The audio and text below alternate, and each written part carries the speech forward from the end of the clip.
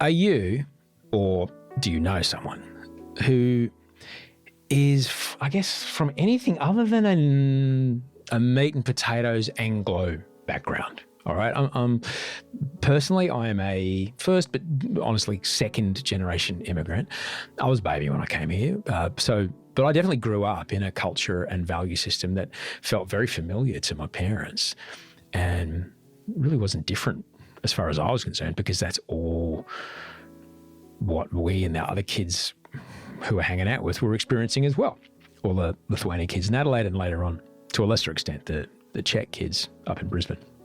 Yet, when those same cultural foundations that give a family stability when adapting to a new country, the ability to say in your own language, gee, NRL's pretty weird, isn't it? Makes you feel less alone when you're, moving to another place. So that thing that helped them stay stable in a new country, those things can sometimes start to limit opportunities, perhaps even limit the well-being of the kids of the families. There can be some friction when that happens. Snezana Wood's story might be a story that you think you know. However, there's a lot more to her than you could possibly imagine.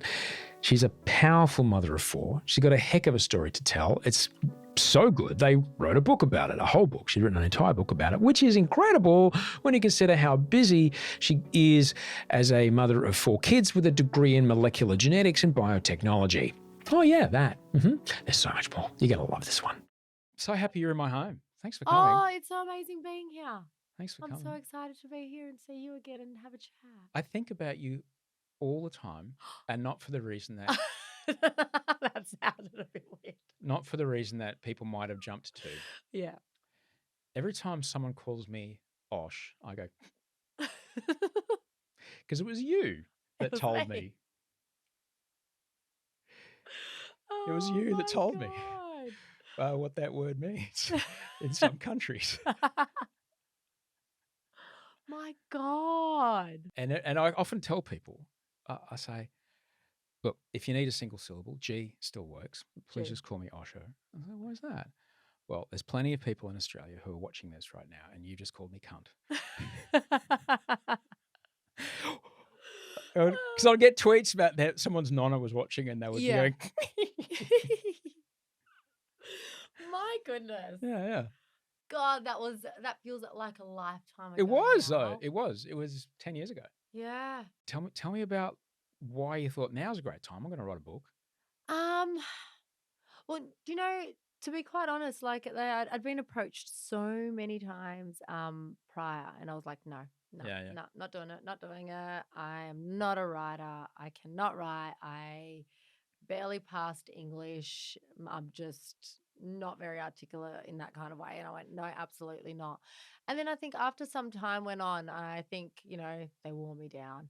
But also I thought, people only know so much about me. They only know a little snippet about my story. And that's what we've seen on The Bachelor. And just like, random things on Instagram, which is not like it's all real, but it's not, how I've come here and the real story behind who I am and why I am the way I am, and how I've come to this place. And I've had so many struggles. I think a lot of people thought she went on The Bachelor, she's single mom, went on The Bachelor, found Sam and jackpot kind of thing. But it's not the case at all. Like I've from very young age had a really strong work ethic, and I was never on The Bachelor for, publicity or marketing thing, which I think a lot of people did start to do towards the end there, which is a shame. I'm not one to say. It's such a shame. Like, it's so disappointing. And so I think I just really wanted people to kind of go, you know what, things haven't come easy for this one here for her. It's, she's worked hard. She's, gone up and down, up and down. She's, been faced with so many different struggles, and I just wanted people to relate and understand and kind of get a bit more of a authentic view into my life and my journey. To go from someone who might have been told early on at school, you can't write, or this is not that very good, and you spent some time out of the country, so the English is no longer available to you, so you're trying to communicate in this doesn't even look like why is there a C here? It doesn't even sound Yeah. like a C. Like, what am I writing? Yeah. Yeah. Yeah. And then trying to adapt back to that. That's going to leave a mark on what you think you're capable of, surely. Yeah. Yeah. No, absolutely. It really hurt my I think self-confidence at a very young age, and it just made me stop asking questions. It made me fear, putting my hand up, Right. or I'm going to get laughed at, I'm going to get made fun Ah, of, man. which is what happened. Like, kids are innocent, they innocently have a little giggle or anything, but I think that had more of an effect on me than I really knew at the time. So yeah, it was really kind of honed in on me that don't put your hand up, don't ask the question, you're going to get laughed at, you're going to get made fun of. And that, I think, stopped me from learning things and knowing things, because even if I had no idea what was going on in class, I'd look around, everybody else would be nodding when the teacher said, do you Yeah. understand? I'll be like, Yeah, and then man. I'd just sit there completely just That's me in having maths. no idea. Me in What's that? maths. I was that Zach Galifianakis gif. I was that Zach Galifianakis gif in maths. I would just sit Yeah. there and I'd watch the numbers just kind of dance around the blackboard Yeah. going, Mm, don't I know. I don't know why I need to know how to draw a curve based on these numbers. And because I don't know why, it's on the test was the Yeah. answer. Yeah. Now I don't Wow. I get don't. it at all. Yeah. When you see your own kids and the way they come back from school and the way they talk to you, do you think, oh, maybe they are kind of changing things around a bit as far as teaching goes? Mm, not really. Yeah. I think, the kids are given extra time or reading time if they Mm. have, ADHD or something, but I don't think that's really gonna help Mm.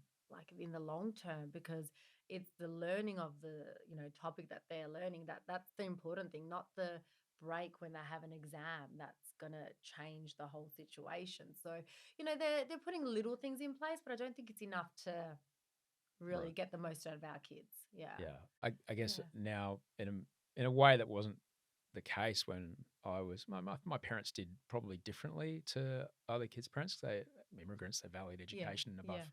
most things. Same Most with things, Audrey. yeah. So they might have put a bit of extra effort in with us, but other kids, parents would be like, that's what I pay my taxes for. That's Yeah. their job. Yeah. When I Yeah. get home, I'm tired. I'm I'm tired. going to watch Yeah. the news, eat my dinner, Yeah. have a beer, and go to bed. Yeah. That's it. That's right. I'm I glad it's a think bit different now. it is. I remember growing up, mum and dad, my dad in particular, would sit down and help us, like, with do all the homework and everything like that. And I think, it's fair to say, like, we do get tired. We've been working all day, and Yeah. half the stuff I have no idea. Like, even though I did most of it before, I'm like, shit, what's this?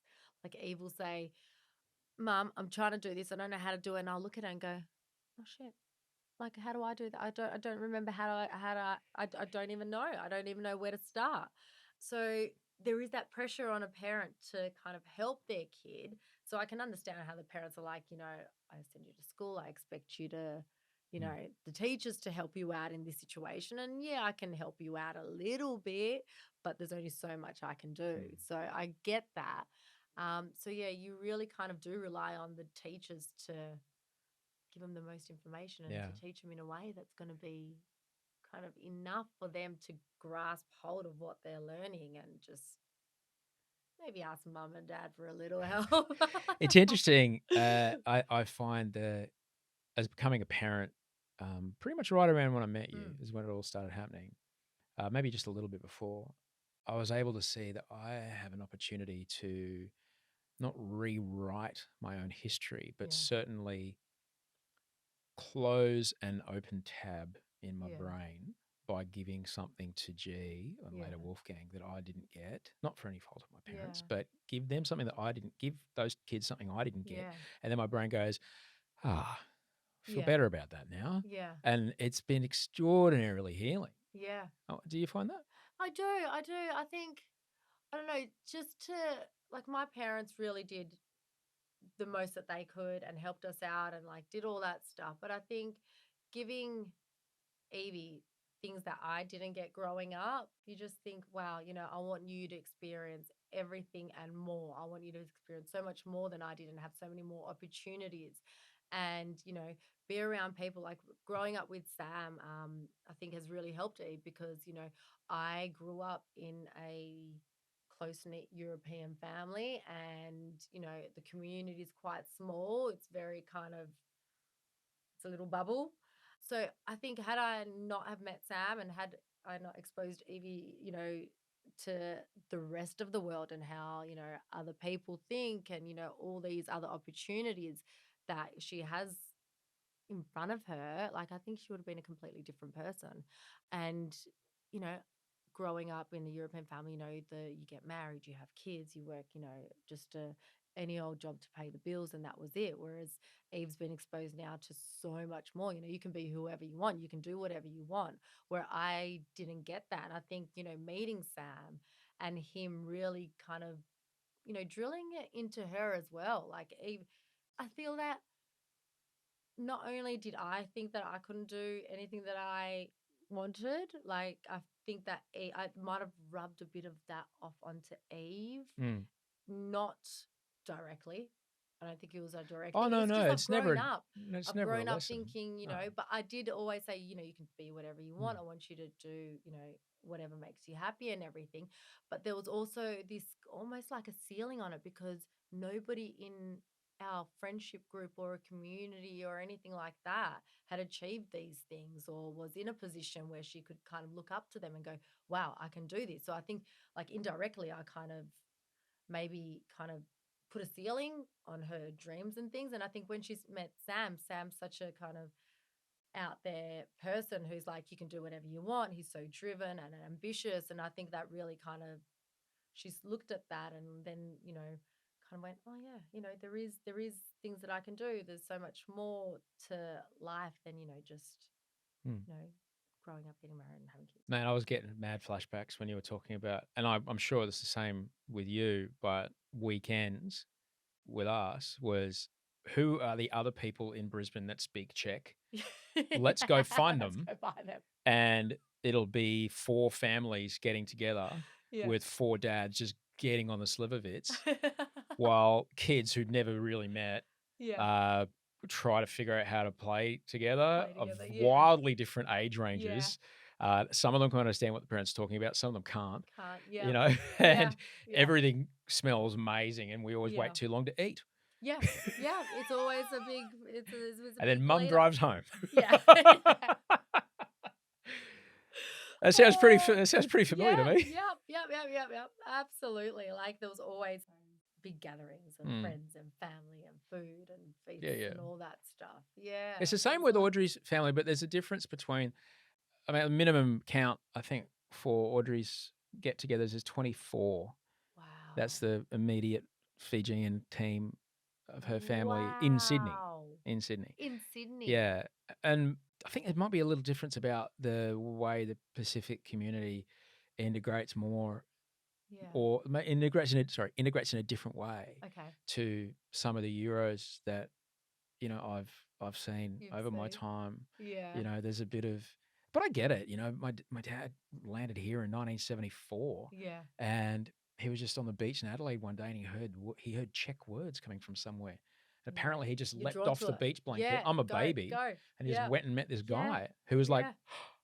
like Wait, you're like the yeah, oh yeah, my what god, you- I oh, I, no. I thought I was the only gay in the village. Oh Oh no my no God, no! yeah. Now there's 2 of us.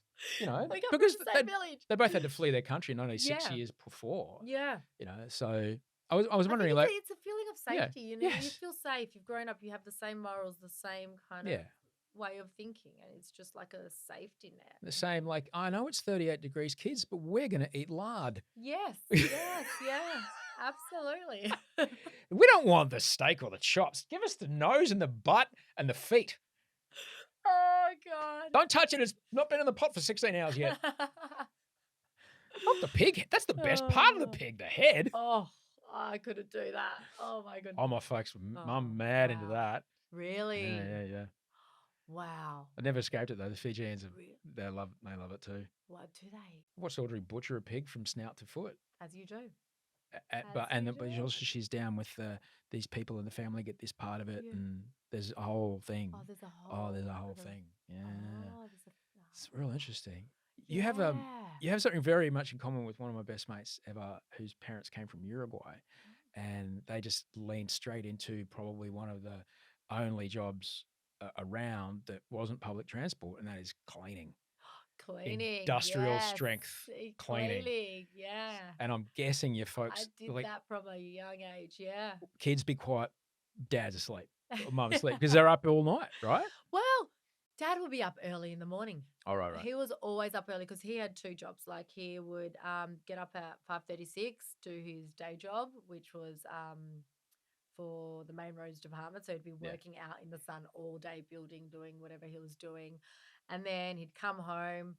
Mum would have dinner made for him. We'd have an early dinner, like at 4:30, 4:35 dinner. And then we'd all go and go to the next job, which was cleaning from like 5:30, yeah, about 5:30 It straight was a on. contract to go clean an And office it or was, something? yeah, a massive What was your job? building.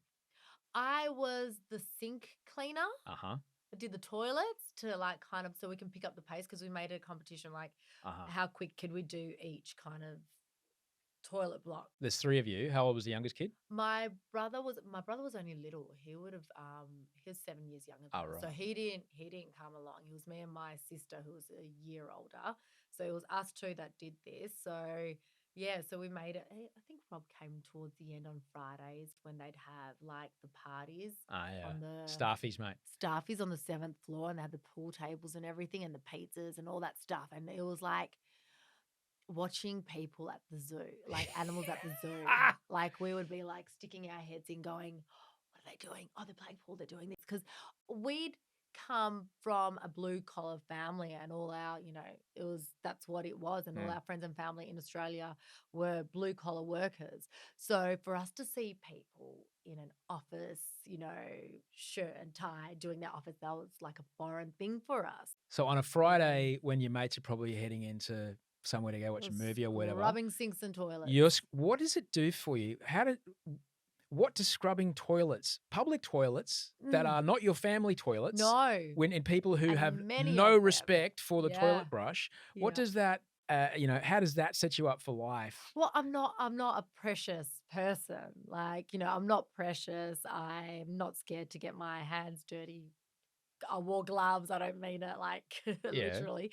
But yeah, I think you just kind of you have a thick skin. You're not like scared of a bit of hard work. And I never have been. Like that was just normal for me. Like the other friends would be going to the movies and, watching or parties and I'd be like, I can't, I have to clean. I have to clean toilet and basins, and like the basins had to sparkle. Like my parents would have like a quick look see. Yep, they're good. They're sparkling. There was no cutting corners because if they didn't sparkle, we have to do it again. So yeah, it just I don't know. I'm not scared of hard work. I was lucky that I was a roadie when I was 17. I ended up with 2 hernias and hearing damage. I'm fine in here, so I don't need my hearing aids. And whenever you saw me on Batch, no one else was talking. They were always quiet on set, so I was fine. There's no background noise. But I normally have to wear hearing aids when I'm out and about. Yeah. And whenever we were doing the roses, I had everybody's microphone in my ear. Oh, did you? Because people who were that far away from me, I couldn't You hear what couldn't they hear? said. Are you joking? So it wasn't just an earpiece because No, so I could hear people. Yeah. Wow. But that's a aside. So I did this like heavy duty lifting heavy shit Yeah. a lot in the middle of the stinking hot Cairns evening, loading out of a nightclub at 3 a.m. I think it's for me. I felt it was really valuable to have a job that was fucking hard. It is. Because then later in life, I'm like, I'm going to do everything I can to not, because I know what that kind of work is. I can do it. I'd rather not do it all the time. Yeah. That's the stuff that I don't want to do, which is why I'm going to work my ass off really hard so I never have to do that again. I'm not scared to do it. I'm not afraid of doing it or anything, but I don't want to do it and I don't want my kids to have to do it. But yeah, it does. It just pushes you to work harder and, try harder to achieve what you want to achieve and give yourself the best possible life you can. Certain cultural things do follow people when they come to Australia, as, people bring great recipes with them. As, the great Australian rapper Briggs would say, like, hands off my food court, man. Don't mess with my flavors. I love a good food court buffet. Dude. Pho is one of the greatest inventions on the planet. And without the beautiful people of Vietnam, we wouldn't have it. Yeah. So come on, man. Yeah. Let's, things are really good that come to our country. Some things, however, tend cannot translate so well, and Mm. particularly perhaps views of what a daughter's capacity Yeah. in life can be. Yeah. And I'm wondering if when you were a kid, did that come into play when it, you were saying, I think I'm going to go and do this after high school? Um, I think it did to a certain extent. Like my parents, as traditional and like kind of they had that European mentality and everything. I think they were a bit cooler than the others around us. But I think growing up, I don't know any Macedonian girls who are older than me that were striving for some sort of career or Uh-huh. ambitious or had any sort of ambition apart from get married and have kids, which I found really weird. But I went, I guess that's just what life is. And I guess this is it. That's it. There's Right. no reason for me to, try to reach for something because I didn't think that was a possibility. Also, having schools kind of tell you, you're not really cut out for that kind of Yeah. career role or anything, also kind of added to it. So I just went, oh, okay, well, I guess this is it. But there is other things, yeah. Like I think it's not so much the Macedonian culture in Europe. I think it's when we came here, when my family came here, it was the Macedonian culture within Australia that was different. Because back in Europe, my aunties, they all have, white collared jobs and, they're quite intelligent and they've got great jobs and they work hard and all that stuff. So it wasn't the same as it is here, except the Macedonians coming to Australia, I think something switched, something changed, and there wasn't that same drive for a career or education as Mm. there is back in Macedonia. Right. And I'm not sure how or what happened there, but I think here, um, it was you get married, have a family, Right.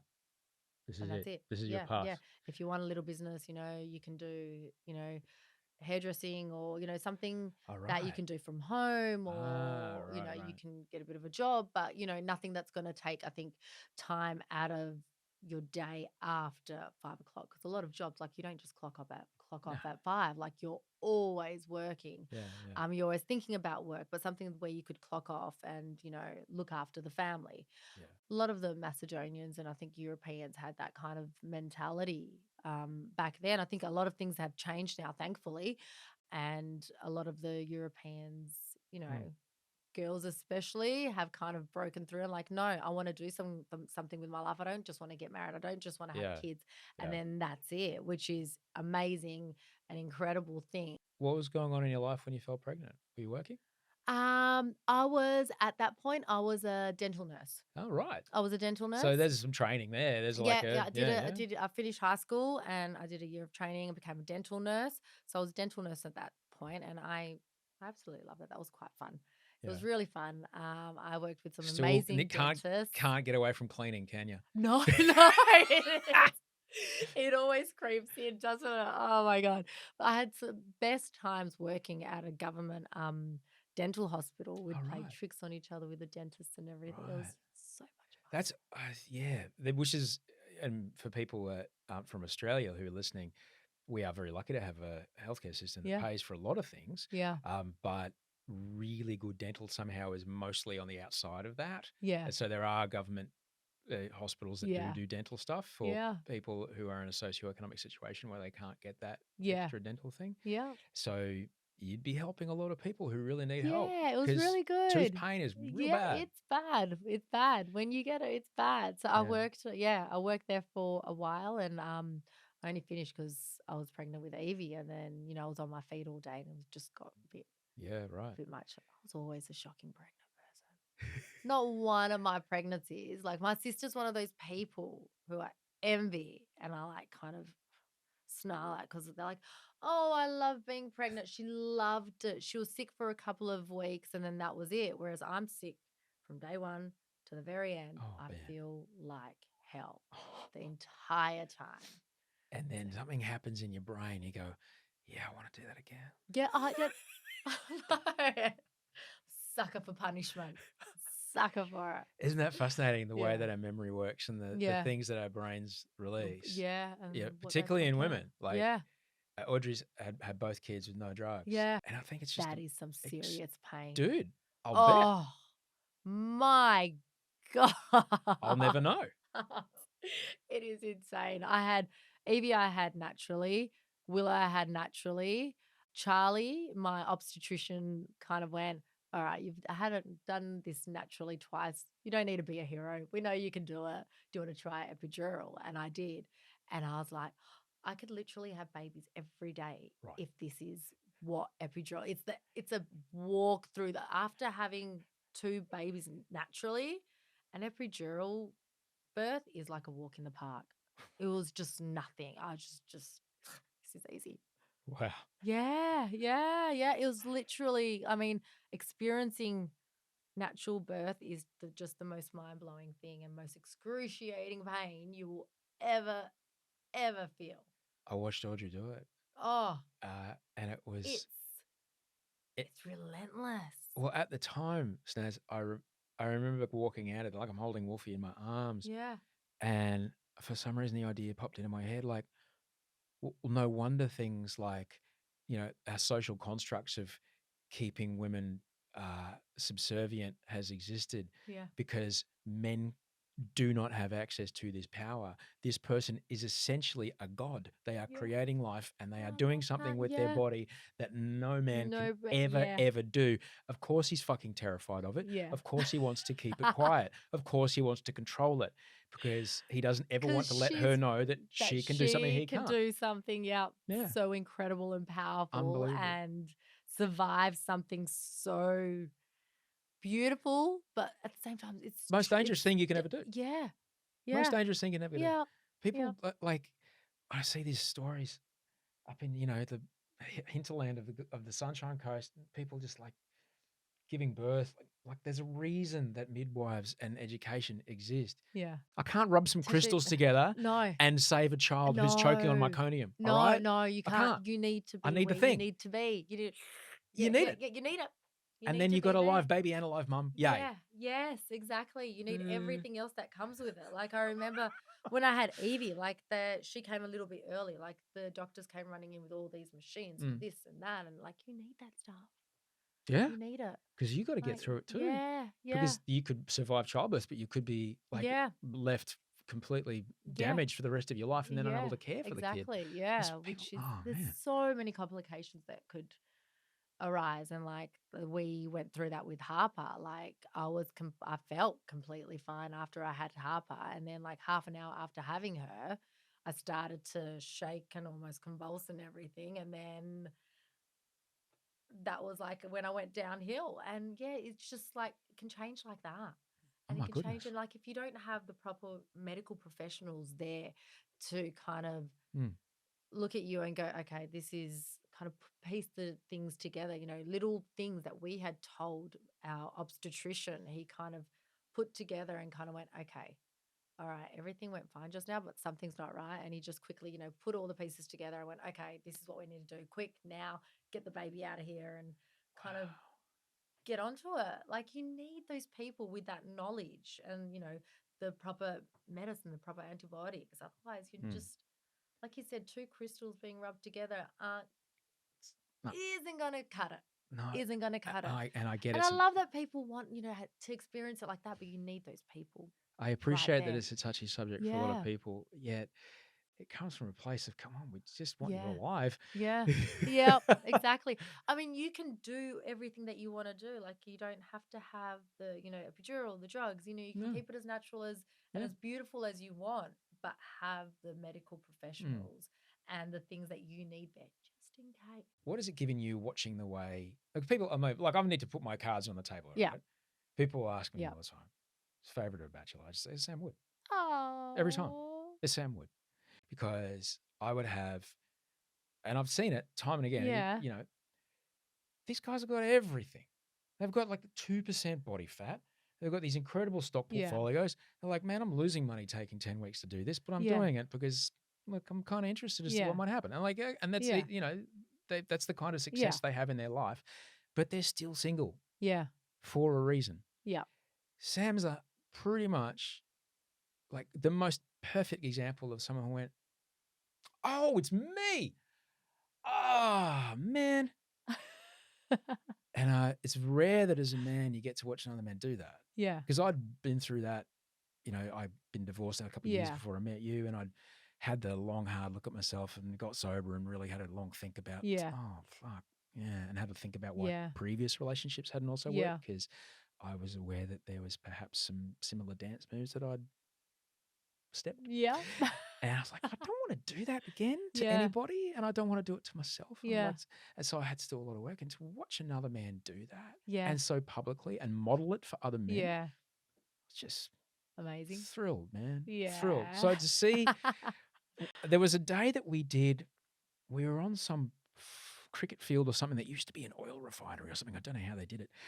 And I watched him with all these, before all you guys got there, Yeah.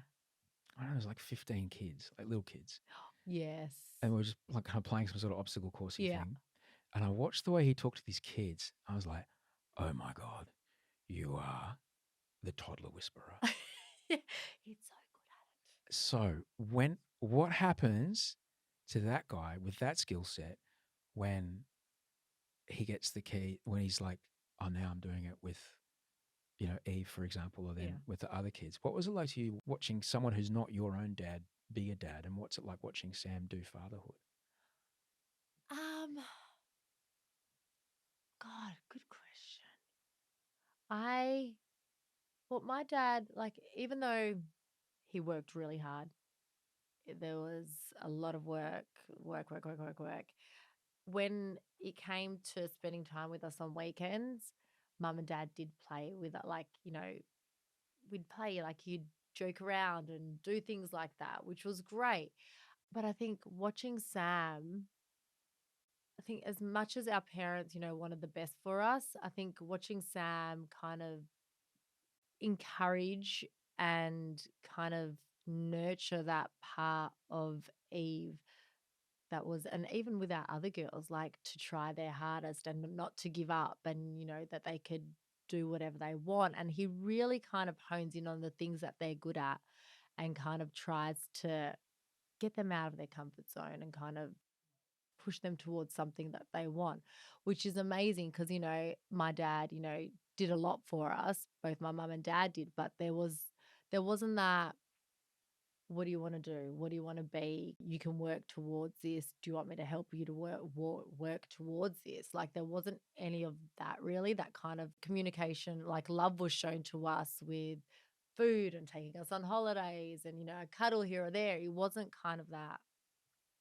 other side of things where you got the support to, help you grow as an individual and as a person. And I think watching Sam do that is just amazing. And even just to sit down and read a book and just things like that on a daily basis with the girls, he does that every night, is just amazing because mum and dad, like, they couldn't do that. Like, they'd go to work, like, they'd be cleaning, and then we'd come home, we'd all be exhausted and we'd go to bed. Yeah. So there wasn't that, like, daily reading a book before bed or any of those little things like that. And, you know, we're European, you don't say I love you. Like, you don't do that. You just like hug. Now that we do, now that we're older, we do. But growing up, I you made you get that. Svitchkova. Can't you see? Yeah, This is look, how much I love you. This, I yeah. spent all And day you haven't- marinating this. Yeah, you It's a haven't- dumpling. Yeah. I kneaded it with my own hands. It didn't make it itself. I made you this food. That is my There's the sorry, love. That is my love you. There's Yes, the love. exactly. That is how Yeah, yeah. we showed love, like with You're food and- 112 kilos at 17. This is why. This See is- how much this I love is you? it. This is my love. This is how I show my love. So to see, Sam, giving him cuddles and saying I love you and all that stuff, it's really kind of amazing. It's incredible to watch. Just that thing that day that I saw him do, which I now am able to do with Wolf, but I'd never seen it in the wild, right? Yeah. There was a really little kid. I think the kid was 3, maybe 2 or 3, like Yeah. little. And I just watched. He's not a small man. He's way tall. They're all Yeah. tall. Every one of them is taller than me. And I watched him get his eyeballs down to this kid's level, Yeah. which for him meant not only getting down on his knees, but then even crouching down even Yeah. further. And I saw him instantly connect with Yeah. this kid and their energy Yeah. and whatever it is they were excited or worried about. Yeah. And the kid, I know the routine now, but I know the kid said, I'm really good at such and such. That was the first thing I ran Yeah. out to say. And he got right down there and said, you are?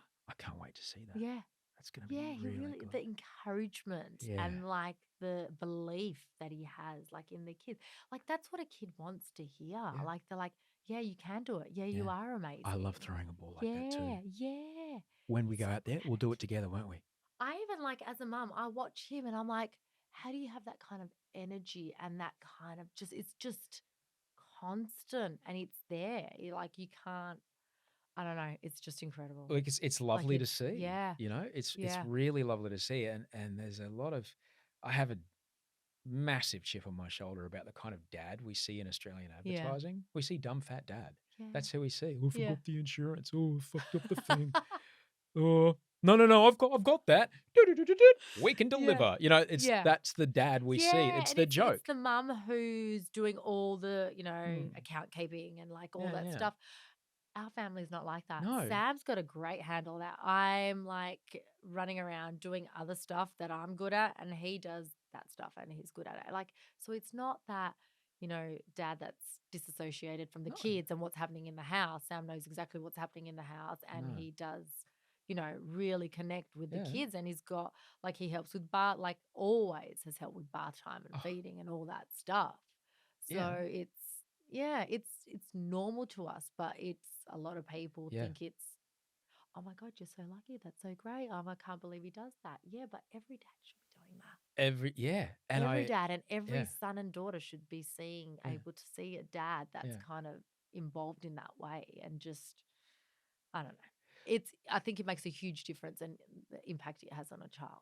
It can have an Massive. impact on people of another generation as well. Early on in my relationship with Audrey and Georgia, we went to her parents' house, and I was sitting with they came here from Fiji after Yeah. one of the coups, so Yeah. they had to That's a leave in lead. a Yeah. hurry, and so it's a different cultural thing there. And after dinner, I got up and I started putting the dishes away Yeah. and stuff like that, and What are you uh, doing? yeah, well, that What basically are you doing? one of the men at the table, Yeah. because it was a couple of other Yeah. men of my father-in-law's cohort were Yeah. that age group were there. They're like, they're all Fijian guys. Like, what are Yeah. you doing? Like, Yeah. you're making you should be sitting down here. Yeah. And I just turned around and I said, well, I want Georgia to know Just that when she yeah. grows up and she has a partner, that her partner will do their share around the Yeah. house. Yeah. The next day at lunch, because we were all there together, right? We Yeah. were all staying in the same place. The next day at lunch, this guy got up and was doing the dishes Oh, after lunch. stop it. Yeah. That is And this is amazing. like So a kind all of it takes is rusted on bowler shirt kind of guy. yeah. All it takes is one guy to just get up and be like, dude, this is okay. So it's fine. This is fine. This is We also want providing for my family. yeah, yeah, exactly. Yeah. Which is it's I have a thing about Bandit Healer being the best Australian dad on television. I mean, he is, Oh, but it's a blue cartoon dog. We can do better. but he's brilliant. He's the best. He's brilliant. He's hungover and he's like, all right, kids, let's do it. Like he Yeah. still kind of does It's everything that he does. because it's gone in a to be blink, man. yeah. It's amazing. I think like I've learned so much from that show. Yeah. Oh, Like I've learned so many like games and how to like kind of approach situations and how to discuss situations and it's the talk best. about certain situations where the kids ask you something like, "Oh shit, how do I talk about that?" And I've got it from Bluey. Joe Brum Like is he's amazing. It's one of the brilliant. greatest. He's just extraordinary. oh, He worked on Peppa Pig for a oh, couple of years, and he's like, "This isn't eh, the kind of dad that I am, yeah, and it's not the dad that any of my friends are. I'm not seeing that kind of dad anywhere on yeah. TV. I should There we sort that go. out. And he helps around the house. Like he does stuff. He's great. It's the best." Yeah, he gets involved with the kids and everything. Like he's a great dad. It's gone in a freaking blink, dude, and I it's know. over. And Yes, it's just every isn't it? time I get a kick in the spleen in the middle of the night, I'm like, that's one less. That's one. Yeah, that's so true. That's so true. It's so fast. Yeah, but it's great because then that makes it precious, and Yeah. that's I think for me. Yeah. And just to your point earlier, we were talking about the childbirth. We were talking about Yeah. of course, men are for a long time men were excluded from being that Yeah. as well. Yeah. So it's not because men didn't want to. They either the pressure of their community or the pressure of their Yeah. job, they were excluded from that kind of Yeah. connection with their own kids. Yeah. And that is sad for them and it's sad for every one of those kids. And it kind of makes sense that we have policies and stuff that we have now because I'm probably one of the first generations to be in the room Yeah. And As because the for birth, yeah. years, men, no, get They out. won't You go. got to go. You got to go Yeah. wait over there. And then your mental shop with a cigar, you look at a baby, then Well, you go to the and pub then all that's night. it. I think, yeah, and especially in the beginning stages, I think when you've just had a baby, like I don't know if you felt like this, but Sam was like, I felt so helpless. It was like the baby was just, Yeah. you know, a Harper or Willow or Charlie or whatever. Like they're so dependent on the mother to feed, to sleep. Yeah.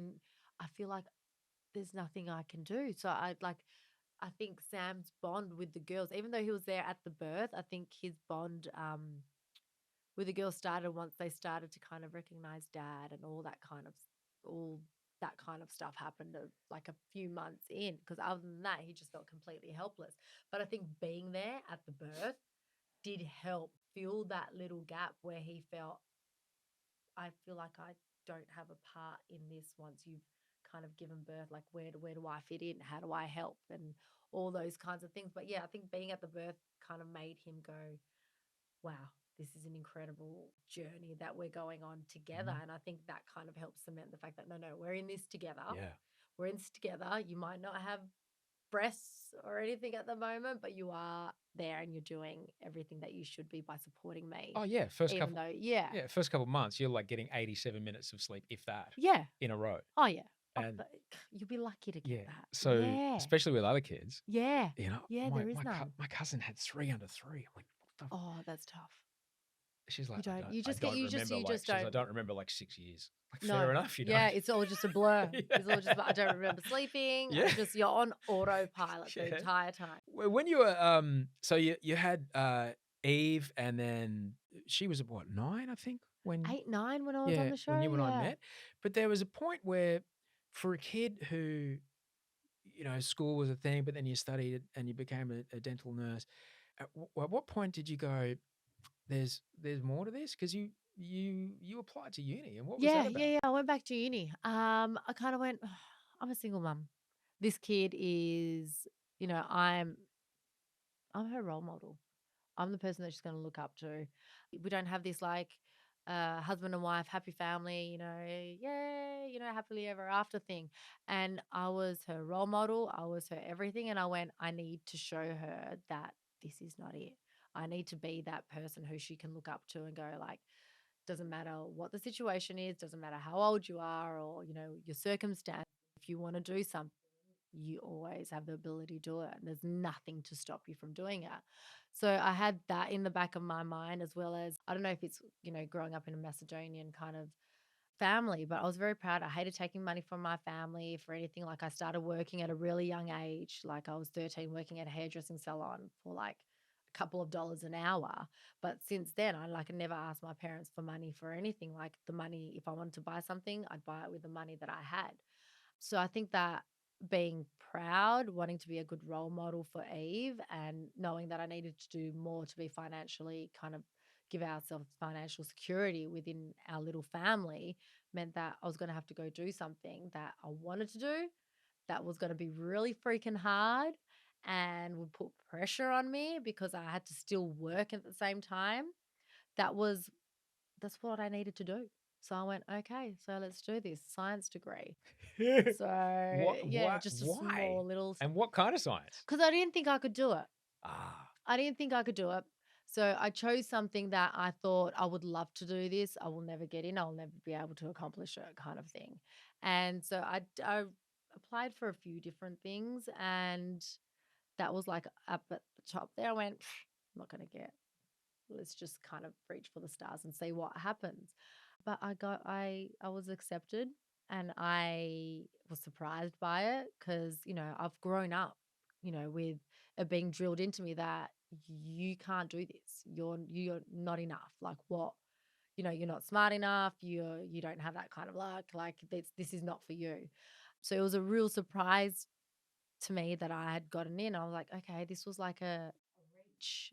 I thought it would be great if I can get it. I probably can't, but it would be great. So, but I got in, and I started it because I loved science. I was always asking questions about things, but never getting answers, always told to be quiet, it's just, it is what it is. So I thought science is an incredible field. And I love the idea of doing forensics and, being behind the scenes in a lab and all that kind of stuff. So that was kind of a natural thing for me to do that. And it was a way of being in an industry like the police force without being directly in the line of danger. Having a child now, I thought, I don't want to get shot or something Fair, happen. fair I don't point. want to do like night shift and everything. I've got a Yeah, kid to remember. So it was kind of an indirect way of kind of still being a part of that. yeah. I got to ask this. You said something before about uh, don't ask questions. Yeah. Do pretty girls get told to shush more? I don't count myself as a pretty girl, but no, I don't know. I was just like, I don't know, maybe like you wouldn't understand. Oh, Kind of don't ask a the question. classics. Just it is what it is. And how did that? Don't ask the And what does question. that do inside you when you get told you don't you wouldn't understand? Ah, it infuriates Yeah, me. It infuriates me. And I just keep digging, as it digging, would digging. for anybody. Like it's so, yeah. Like it's so infuriating because, like, I just want to know. Explain this to me. Explain. Like, I remember in high school and everything, even asking a teacher, why something is the way it is. I think it was in science class or something. It's just, it is what it is. That's it. Just don't worry about it. Just know what you need to know, and everything outside of it, you don't need to know. I was like, oh, okay.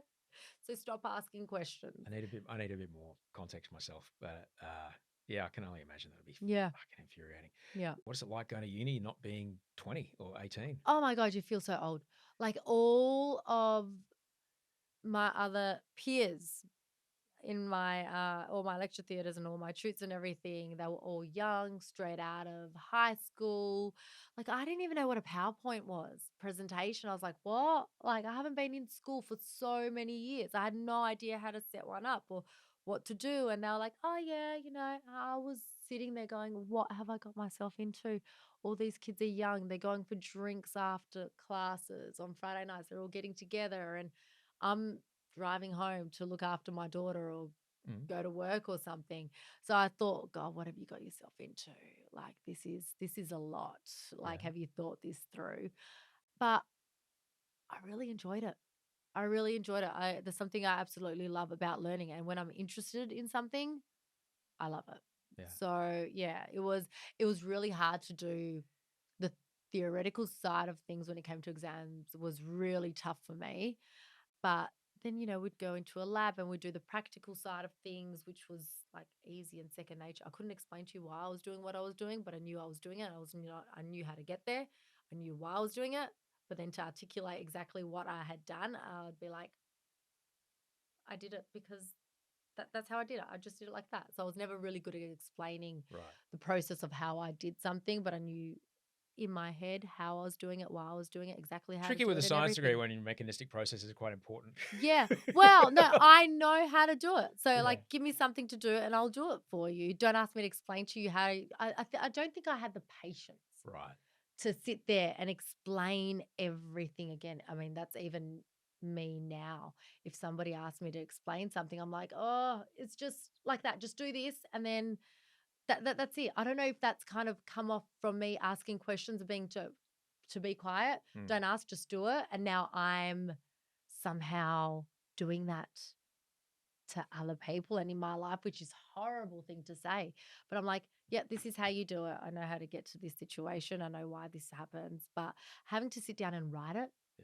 write it all out, I don't have the patience, and I can't sit there for that long. It was really tough, and I had to do it, but I did it. I did it. I persevered. What would you say to people who are thinking about either maybe going to uni or completing a degree that they might have stopped halfway because of kids? I can do it. Like I haven't used my degree properly to its full potential because I was on the show and then I finished and I graduated and then I was pregnant. So I haven't, but it's there. And the second I get an opportunity to do it, to actually use it and be in a field that I was really excited about, I'm going to do it. And I think it's also achieving that and finishing it. Like you feel like, wow, I did that. I did it despite of everything that was going on at that time. There was so much up in the air and so much going on. I did something that I wanted to do and I've achieved it and I completed it. And I think it's incredible, especially for somebody who's a lot older and has younger children who maybe, I think when you start a degree when you're young, you might not necessarily want to do that later. And it's kind of telling them, it's okay. You don't have to stick to this. You can change, Mm. but do it. You love it now. Let's do it. Let's complete it. And then, you can reassess at the end. Like, I think it's a bit scary for kids going to uni now. They're like, oh my God, what do I want to do? This is it. If I have to finish this degree, and then that's it. I have to work in that field. And that is that, which I don't think is necessarily the case. Like, you've got to, it's an accomplishment, like it's an incredible thing that you've done and you should be proud of it. So definitely do it. So the kids come along, and I can only imagine, because you've been quite open with the various things that happen, complications in Yeah. childbirth, but you've also been quite open about mental health and stuff. Yeah. What was it that was going on in your life that made you think something else is happening here, and I wonder what's going on? With ADHD. Yeah. So Eve got diagnosed with ADHD and we were told to watch a few things on YouTube to help educate the parents and everything. And we were sitting back watching it, and Sam and Eve are like, That's often the way. That's from what I know, that's often the way. that's like Yeah. you down to a T. Yeah, And yeah. I was like, and then I went, oh, yeah, you know what? That explains a lot. Mm. Like, it explains why some situations I found difficult, some situations I found really easy and like effortless kind of, and I could focus really well on something and I'd be 100% into it. And then other times I was like, oh, I can't. I'm rereading this sentence 10 times and I still can't take it in. I was like, why am I 1 minute like this and then the next minute like that? And it explained a lot of that. Like, it's when I've got an interest in something, like I'm going to be focused. I'm going to do, Yeah. and when I have zero interest or the way it's being told to me isn't catching my interest or being done in a way that I find stimulating, I just kind of just For me, shut yeah. down. Yeah. Yeah. And look, I can only speak for myself, but some of the strategies that I got post-diagnosis Yeah. have been really transformative. Wow. Nothing's really Yeah. different. And I'm just wondering what changed for you. What changed for you after you got diagnosed? I think I understood myself better and I could put myself in a situation where if I needed something to be done, I knew what I had to do to get to that situation. Like, even writing the book, like, I'm leaving it to the 11th hour. I'm leaving it to like just literally, yeah, I got plenty of time. I got plenty of time. And I knew that I had to be in the zone and focused. And the second somebody distracts me, that's it. I'm gone. Like, I can't get back into focus or anything by the smallest things. So that helped me with the book because I was like, Sam, look, I need to write this. I'm not good at like staying focused on things for a long time unless I kind of get into it. And knowing that, Sam was like, okay, I'm going to take the girls down to our beach house in Mount Martha because I know that the slightest little distraction when you need to be in the zone and you've got a deadline is going to just kind of completely throw you off. So understanding the way my brain worked and understanding that I needed complete focus and no distractions allowed us to go, okay, well, this is how you're going to write the book. We need to go down for the weekend, few weekends in a row. So then you've got your time and you can get this done because otherwise I think I would have been struggling day after day trying to get something down on paper when I've got so many other things distracting me in my life because my mind's always on 1,000 other things. Like, Yeah. you, Oh, you yeah. know. But understanding that, I think, has been really helpful. Yeah. To know I just need to put some extra scaffolding around this. Yeah. So I can get it done. Yeah. And some of that for me, some of that scaffolding is medication, which has been really great. Yeah. But that's not it. The meds don't do the job. You've No, got to they don't. do everything else. Yeah. Otherwise, Yeah. you're just taking pharmaceutical speed. Yeah. But Yeah. I really Exactly. didn't want to have it, Snez. I really didn't Yeah. want to have it. And then I remember the first day, I'd been taking the meds for a bit, and then I had a nap. Yeah. I was like, okay, then if I can fall asleep Yeah. It's like After having, no wonder my life was what it was before I yeah, stopped drinking and using, because yeah, I was self-medicating. yeah. I was trying to make everything, Yes, that that make it all okay. makes a lot more Yeah, sense, yeah, makes a lot more sense. It doesn't mean that I, uh, get out of jail free, not at yeah, all. It just means I've got to put a bit more work in, yeah, because I now understand as well. All right, this is really infuriating for everybody around me. Okay. yeah, yeah. This is the noise, everybody. Yeah, and I love Like these people. even having, yeah, yeah, even having conversations with people. Like Sam will be, well, I'll start a conversation and then he'll be like, and I'm like, I've completely lost my train of thought. Oh, Like right, it'll be like right. I'll see something else and then I'll start talking about that. He's like, focus, focus. What were you telling me? I was like, oh, I don't know. That was a few minutes ago. It's gone. It's gone. Especially if one of the kids interrupts me Oh, when yeah, I'm trying to well, tell him a story. of That's it. course. It's gone. It's It's like, over. oh, for God's sake, can you just finish the story? I'm like, I'm sorry, I can't. I don't remember what it is now. So you But mentioned, my long-term memory's in really, really good. oh, that's Like good. I'll remember things that Sam and I did, or like things Mm, in my childhood, that have happened, and like it's great. But ask me what I did 2 minutes ago, yeah. and it's just I got told I got two time zones now and not now. yeah. That's it. that's that's true. Yeah, yeah. It's true. Yeah, it's like with deadlines. It's either due now, or if it's not, well then It's a it's not completely, even getting may as well not started till exist. yeah, it might as Yeah, well not exist until yeah. it's now. It needs to be now. What do you hope people get from being able to see, uh, the actual, well, enough of the story for people to understand that there's more to it than just the greatest hits that you Greatest see on the hits. gram? Yeah. I know, I just think I want other people out there, who are finding it tough or having a tough time to kind of go, okay, it doesn't come easy to everybody. Because I think a lot of people think, oh, that was so easy for her. Went on the show, met this guy, voila, like I said earlier on. But How bloody archaic is that? I I'm know. handing the keys to my life over to a Yeah, man. Fuck yeah, off. yeah, Really? exactly, exactly. And I think a lot of people are like, oh, she's so lucky she can just, sit around and having lunches all day with her girlfriends, which is not the case at all. I've always worked really hard and there's been so many hurdles and kind of things that I've had to overcome and so many things that have happened and happened. And I was like, oh my God, I feel like I'm just going around in circles. This feels hopeless. This is why am I doing this? This is bullshit. Like I just don't see a point to any of this and why I'm doing it. So I've felt all those really low lows when you're trying to get to a certain point and you're met with just kind of wall after wall Mm, after wall.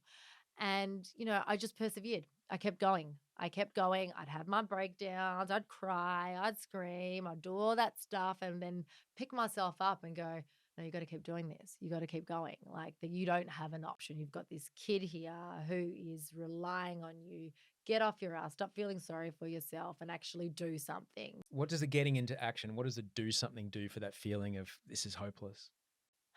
I think it just pushes it down. Like I said, I'd have my like little mental breakdowns. I'd get it all out. Then I'd be like, okay, Mm, all right, this is it. We're gonna do this. And I kind of put myself in a spot where nothing's stopping me. I don't care. I'm doing this. I'm just gonna get through it regardless of what's gonna happen. I don't care what you say. I don't care what you say. I'm doing this. mm, And that was it. But I always had to kind of really hit like rock bottom yeah, in order to do that. yeah. And hitting rock bottom over and over and over again that I was ever going to go, no, I want more than this. When the pain of staying the same Yeah, outweighs the yes, fear of yeah, change, exactly. you've got to, it It's sucks, it but you have to sucks, but you wait for have to that feel that. moment. Yeah. Otherwise, you're not driven to do it. Yeah, and I think as a parent as well, like having a teenager and like a young adult, Oh, it's yeah. like you can tell them to not do something till you're Yeah. blue in the face or to do something. But they're going to have to find out things the hard way for themselves because it doesn't matter what anybody says until you reach rock bottom. And like you said, the pain of kind of being down there outweighs what it's going to take to get out of there. It's so easy to give up. It's so easy. Like how easy is to go, nah, this is it. This is my life. Like too many, so much crap just keeps coming up. This is it. This is it. I'm I just gotta kind of suck it up and it is what it But is. then Like that's what? so Then you're easy. stuck there. Then you're stuck there. Yeah. That's You've such an chosen to sit under easy. this river of Yeah. shit. Yeah. Yeah, exactly. That's the easiest thing to do. The hardest thing to do is just kind of face your fears, face the fear of failing, and just do it anyway. Just fucking Yeah. do it. Just do it. Look at you. I think that's those 3 words that make a good logo or What? a slogan for someone. Just do it. I think there's something in Oh, that, I think that, yeah. Snezana. I think there's something in that. Could it be a tick as well? Maybe a Yeah. a swoosh. A swoosh. We got it. Get Cannon Brooks on the phone. You're the best ever. Thanks for coming around. Swoosh.